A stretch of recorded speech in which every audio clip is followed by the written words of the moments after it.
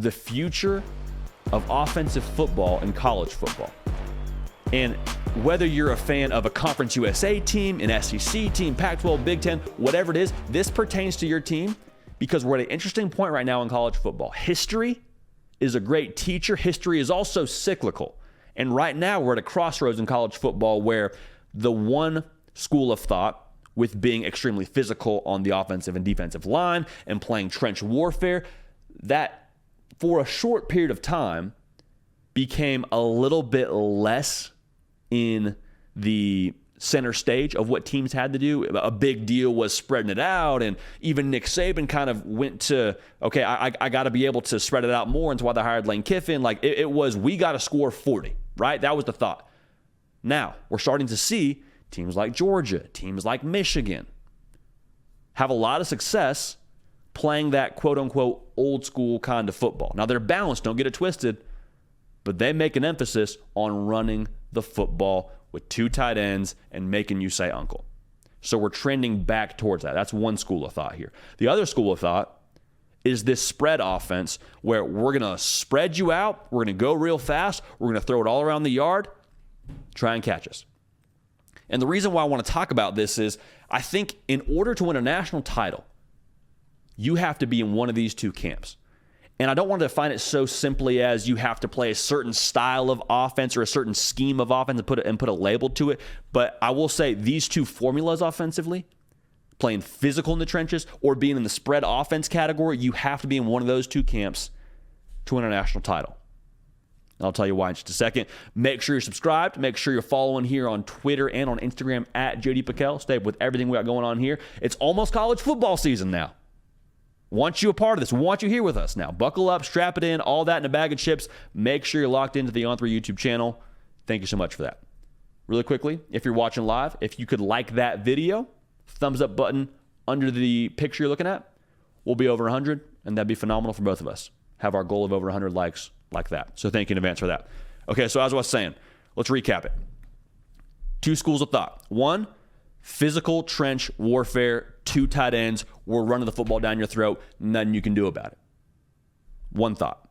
Second thought, spread them out, go fast, we're throwing the ball all around the yard. Think like the Art Briles Baylor teams that would line up receivers all the way out at the tick marks, almost on the sideline. Josh Heupel does it right now. Jeff Levy does it at Oklahoma. Those are the two schools of thought. So why is this happening? Why are we seeing a trend towards these two camps? I think you start with the physical style of football, that trench warfare we're talking about. That is coming back into play here because of where personnel is at in college football. Let's rewind the tape. College football playoff. I believe it's the first year it's ever been in place. You got Ohio State. You got Bama. Bama, right? The big bully on the block. Kirby Smart, I believe, is still the DC. And they are in a position to go make a run at this thing. Go win a national title. Well, you got Ohio State on the other side of things. And they are doing a lot of motions. They are spreading it out. They're going real fast. And they are running circles around Alabama. I believe that was the Ezekiel Elliott team. And the reason why that worked was because of the personnel of Ohio State. And Kirby Smart's breaking it down at I believe it was a clinic where he had other high school coaches listening to him. And he talked about it. He's like, hey, our personnel was not up to par to where it needed to be to defend the fast teams like Ohio State. Because here's how it used to be. Big used to equal really strong, could fill a gap, but big used to equal slow. We're at a point now in college football where that's not the case. That's no longer the case. Defensive ends now, if you watch the NFL Combine, they're running like 4.3s, 4.4s. It's frightening. But they've kind of, the personnel has now come back around to be able to defend those really fast, dynamic offenses. But with where Alabama was at, when they had Ohio State running all around them and they had the personnel they had, they're like, well, shoot, if teams are going to score 40, we got the personnel we got defensively, we got to be able offensively match them. So that's why you saw the spread kind of come back into vogue and be a thing that a lot of teams were doing. Nick Saban hired Lane Kiffin, says we got to be able to throw the ball around the yard a little bit more here. We got to be able to match these teams in a track meet. And so that was how it was for a minute. But as these personnels defensively come back around and be able to defend a little bit more honestly because of the speed they have, they're able to go back to how they want to play offense. Nick Saban's like, okay, we now have a defense that can match up with that spread offense that gives us trouble historically. That's not going to be as much an issue. We don't have to score 40 or 50 a game. We don't have to score 60 a game. Okay, let's go back to ground control. Let's go back to running it down people's throats. Let's still be balanced. Y'all know how I feel. I think 40 a game is probably where you need to live to win a national title, but it's not going to be a track meet like it used to be quite as frequently. Like, think about that LSU-Alabama team, or LSU-Alabama game in 2019. That was right smack dab in the middle of we're all going to go fast. We're all going to do track meet style football. That's what we got to do. It's not like that anymore. It's circling back to we're going to run 2 tight ends. We're going to run 34 smash, and you got to deal with it. Reason why we can do that, because we're not worried about keeping pace with your offense, because we got personnel defensively now. We've recruited big, fast defensive linemen, big, fast linebackers, big, fast DBs, to where we can kind of put the cap on that a little bit better. That's why it's trending back towards that. So that's one school of thought. You're saying, okay, JD, that sounds pretty good. That sounds pretty good. Why would I go play the spread approach? Why would I go spread them out, wing it around the yard? Why would I go back to that style if I can play this style? Well, here's the thing. Schools that do that typically have really developed exceptionally well, which is Michigan. The majority of the time, though, those schools that run that approach offensively, they've recruited somewhere in the top 5. They have the personnel to be able to do that. So, teams that are evolving in the spread, that's where I want to talk about this next conversation, is kind of the equalizer. Because if they have the defensive trenches and the offensive side of the ball, we got to figure something else out. What are you doing? We're just looking for matchups. We can't beat you at your game. We're going to spread it out. We're going to get it to our really good receiver. We're going to have him win one-on-one, and that's how we're going to live. I'm oversimplifying this for the sake of this conversation, but you hear the general gist of what I'm getting to. You find edges. You find your one matchup you can get. You exploit that to a T, and you keep them honest with running the football, but that is kind of how you get down. That is your thought process. And the reason why you do that is because you don't have the 5-star defensive front to complement what you have offensively.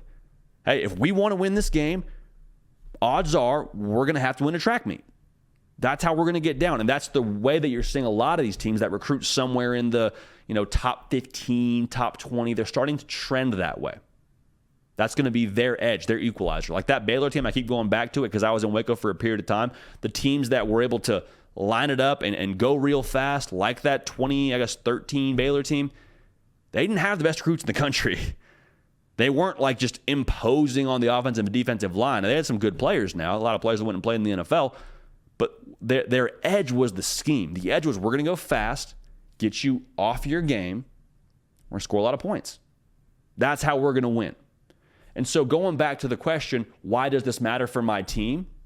I think there's really the writing on the wall for me for how to win a national title. One, you got to do one of these two things, right? You have to recruit to the level to play physical, or you have to scheme to the level to where you can win with the spread game. The way that you'll be able to do that is who's ever on the next cutting edge of the next evolution of this. Like the next evolution of being able to play that smash mouth game is being balanced, it looks like. Having a tight end that can line up and put his hand in the dirt or flex that as a slot. It's why we're seeing Georgia absolutely crush it in this style of football. Next evolution for the spread game, I'm not sure what that's going to look like. I would imagine it'll look like being able to recruit a variance of skill position at the wide receiver. Whether it's having a big boy that can go run on the outside for you and go win that jump ball, having someone speedy in the slot. Like those are things that we see now, but I think that next evolution will be very, very curious. And whoever gets on the next edge of that evolution will be set up for success. Look at the teams that were in the college football playoff. Michigan, Georgia. Smash mouth teams, right? Playing in the trenches. Ohio State, TCU. 2 teams that did really effectively, playing on the outside, relying on their quarterback, and doing a lot of good things downfield. Now, they still ran the football. I'm not saying they didn't run to set up some of these things, but playing pace and space kind of style is why they were as successful as they were.